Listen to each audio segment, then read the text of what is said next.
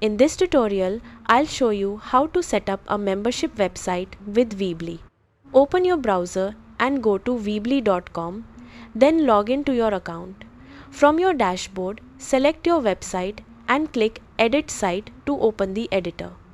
Once you're inside the editor, click on Settings at the top. Then go to the Members section from the left side menu. Here, you can enable membership features, turn on registration so visitors can sign up, or choose to manually add members if you want more control. You can also create member groups to organize users or set different access levels for your content.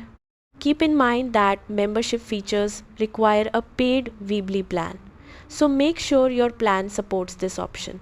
After setting up members, go to the Pages tab and choose which pages you want to restrict.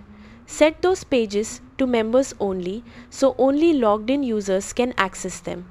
When you're done, click Publish to make your membership site live.